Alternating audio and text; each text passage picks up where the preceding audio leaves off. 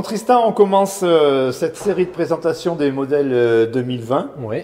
avec la GazGaz 2020. Oui.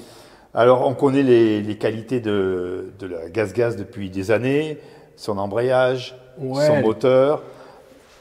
Sur ce modèle, L'amortisseur Öhlins. Öhlins. Ouais, en fait, comme en 2019, ils nous ont laissé l'Öhlins derrière.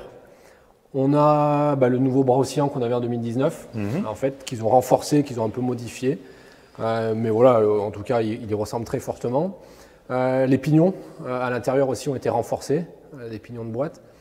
On a toute la nouvelle déco propre à elle-même. Qu'est-ce que... Une peinture Oui, la peinture, le traitement du cadre en fait a été revu. Ils y ont modifié. On n'a pas de gros changements en 2020. Ils sont repartis en fait avec quasiment la même moto qu'en 2019 avec des choses qui marchaient en fait.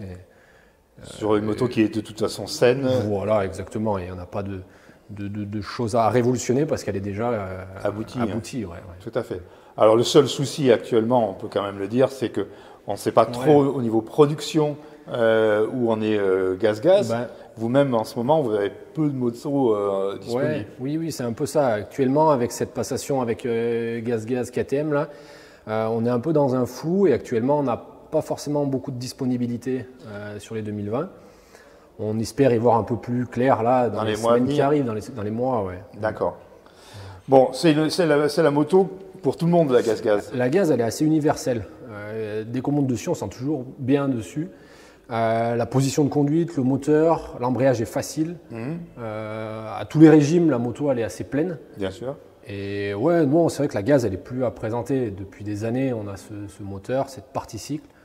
On aimerait bien effectivement qu'elle évolue, pourquoi pas, mais voilà, actuellement c'est celle-là. Donc en cylindrée, on a 125, 250 et 300.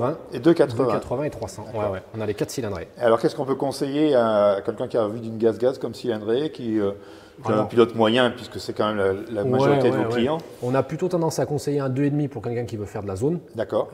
Et un 300, quelqu'un qui veut faire de la rando. Mais voilà, on parle après du niveau. Bien sûr. En général, monsieur tout le monde, oui, ce sera plutôt le 2,5 en version trial, franchissement. D'accord. Si après, voilà, c'est quelqu'un qui veut faire de la rando dans des grandes grimpettes, je pense à ça un peu en montagne, des choses comme ça, oui, on va plutôt mettre en avant le 300. D'accord. Et le 125, plus en général pour les jeunes, quelqu'un qui n'a pas le permis ou un jeune. D'accord. Bon, une bonne moto aboutie, sans surprise, on va dire. C'est la Gaz, voilà, c'est connu, reconnu, mais voilà, pas de surprise, on sait à quoi s'attendre. Bon, on va passer à la prochaine. Allez.